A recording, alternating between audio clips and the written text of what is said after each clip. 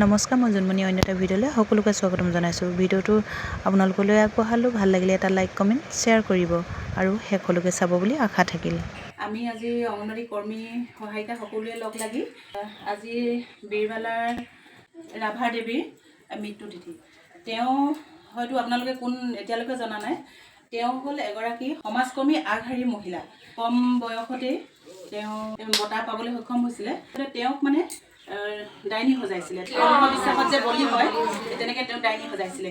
সেই ডাইনীৰ পৰা তেওঁ হাত সাৰি তেওঁ যে বাচি মানি ৰৈ নাথাকি তেওঁ সমাজত মানে ডাইনী প্ৰথাটো নাইকিয়া কৰিবলৈ কাৰণে তেওঁ প্ৰচলন কৰিছিলে। খুব মানে গাঁৱে ভূঞে খোজকাঢ়ি গৈ তেওঁ এই প্ৰথাটো কেনেকৈ নাইকিয়া কৰিব পাৰি বন্ধ কৰিব পাৰি তেনেকুৱাকৈ তেওঁ এইটো প্ৰচাৰ চলাইছিলে। সেই হিচাপত আৰু তেওঁ তেতিয়া মানে ৩৫গৰাকী মহিলাক তেওঁ এই বলি প্ৰথাৰ পৰা ৰক্ষা কৰিছিলে। নহ'লে সেইগৰাকীতো তেনেকৈ বলি হ'লহেঁতেন, হয় নাই? সেই তেনেকৈ তেওঁ ৩৫গৰাকী মহিলাক তেওঁ প্ৰচাৰ চলাই তেওঁ এইখিনি যে অন্ধবিশ্বাস এনেকুৱা হৈছে বুলি তেওঁ সেই মহিলাকেইগৰাকীক মানে বচাইছিলে। সেই তেনেকুৱাকৈ এজন মানে গাঁৱৰ কৃষকলৈ বিয়া হৈছিলে। তেওঁ জন্ম হেৰিয়াত হৈছিলে, গোৱালপাৰা জিলাৰ ভিতৰুৱা অঞ্চললৈ হৈছিলে। ঠাকুৰবিল্লা মানে এখন গাঁৱত হেৰি হৈছিলে। সেই গাঁৱত মানে খুব এইবিলাক অন্ধবিশ্বাসবোৰ মানিছিলে তেওঁলোকে। ডাইনী সজাই কাৰোবাক বেজালি কৰি যে সেই ডাইনী প্ৰথাৰ মানে চলাইছিল, খুব মানে হেৰি কৰিছিলে। তেওঁ সেই প্ৰচাৰ বন্ধ কৰিবলৈ কৰে বুলি মানুহে এইবিলাকত মানে আবদ্ধ হ'ব নালাগে বুলি কৈ তেওঁ প্ৰচাৰ 2021 মানে তেওঁ পদ্মশ্ৰী উপাধি লাভ কৰিবলৈ সক্ষম হৈছিলে। সেইকাৰণে তেনেকুৱা এগৰাকী মহিলা মানে তেওঁ আগশাৰী মহিলা আছিলে যে সেই এৱাৰ্ডো পাইছে।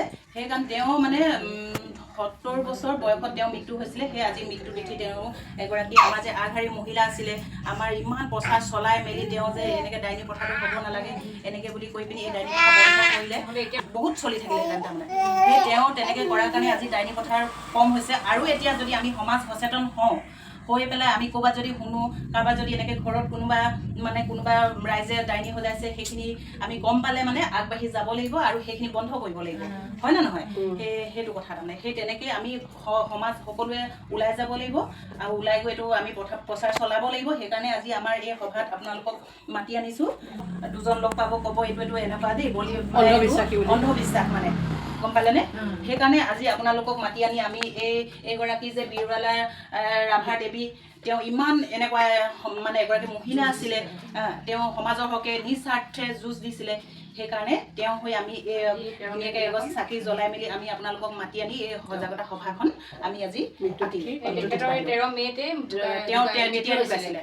তেওঁ 2024 চনৰ 13 মে'তে ঢুকাইছিলে। সেইকাৰণে মৃত্যু তিথি পালন কৰিছোঁ। ইয়াত ফটো এখন লগাই দিছোঁ।